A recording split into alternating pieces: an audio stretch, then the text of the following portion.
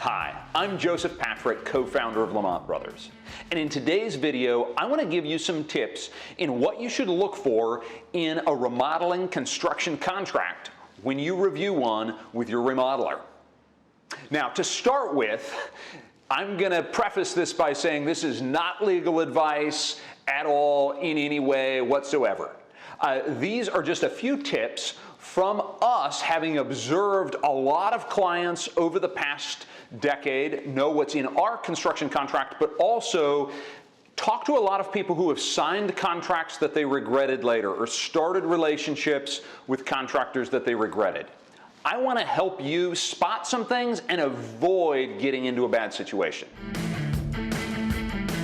The first thing you need to look for in a construction contract is an exhaustive scope of work. It's supposed to be, a construction contract is supposed to be good communication about what's going to happen during the project.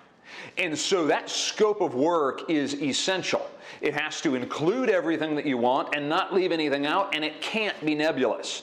We talk to way too many clients a year that have signed a fairly nebulous construction contract with someone, and the conversations and the meetings have been great and everything's looking good, and then something goes wrong during the project and they realize, well, this contract we've signed really doesn't say anything. It doesn't communicate enough detail to understand what's happening other than what the guy is telling me, and that could change if that's all verbal communication. And so what you're looking for is a really exhaustive scope of work, and there's two different ways to do this. Most companies will write a narrative scope of work, especially non-design build companies will have a narrative where they're writing out, this is exactly what we're doing. That's a good way to do it. But you as the client are responsible to cross-check that against any drawings that you might have to make sure that what you've hired your contractor to do is the same thing that your designer or architect has specified. And it's really on you to do that. Then there's a few companies that will have both.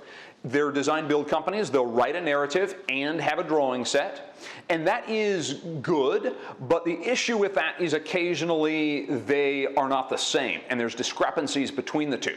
You've got to know, well, which one is the actual agreement, and you've got to, as the client, cross-reference both to make sure you don't think it includes one thing because it says it over here, but the actual agreement says that this one overrides it. And then the way we've decided to do it here at Lamont Brothers is everything gets put into the drawings. We have a more detailed drawing set, and that becomes part of the contract as our scope document. The second thing you need to look for in a construction contract is very specific detail for the products that are included in your project. Recently had a client that we talked to that she signed a contract with a different contractor, and it was very unclear what products were included in her kitchen remodel. In her mind, it was a very high-end custom inset white cabinet, and in the contractor's mind, it was an IKEA cabinet. He was going to go to IKEA, buy cabinets, and install them. So they had dramatically different expectations, but what the contract said was, you get a kitchen remodel, and didn't say anything about exactly what products were going in. And so there was room for this major miscommunication. And so what you want to do is make sure that every single product in the remodel is included in the contract and you know exactly what it is. And if for some reason you decide there's not a product that you can decide on, or it's a really big remodel and you want to wait to decide on a product, you need to know exactly what allowance is included in the contract, and you need to do some research to make sure that you think that allowance is reasonable for what you want to get. Next, you want to have in your contract agreement from the beginning any worst case scenarios that you can imagine. So what happens if we open the wall and we find something unexpected? What happens then? That should be in the contract. You should know what the answer to that question is. What happens if you want to fire the contractor?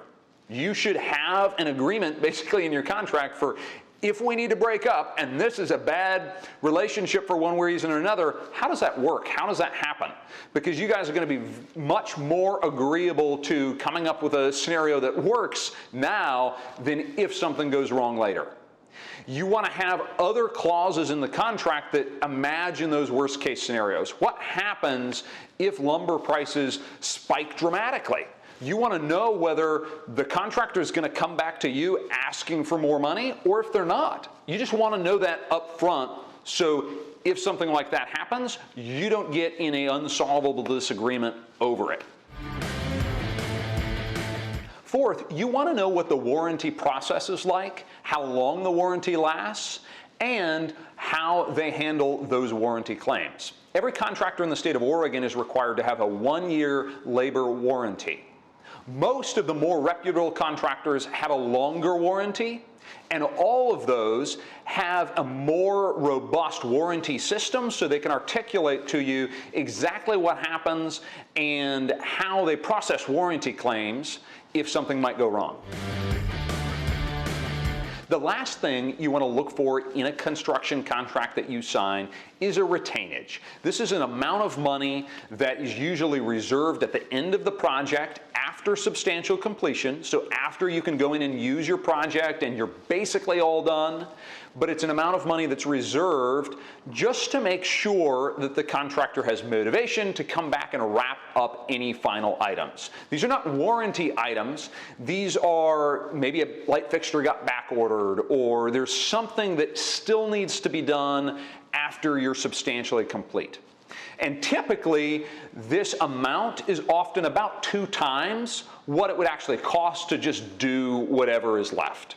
And that's the way it's structured in our contract, but you should be looking for retainage just to make sure you're not going to pay in full and still be waiting for work to be done. Thanks for watching. I hope those tips were helpful to you as you embark on your remodeling journey. For more helpful tips and information, please subscribe to our YouTube channel or check out our website.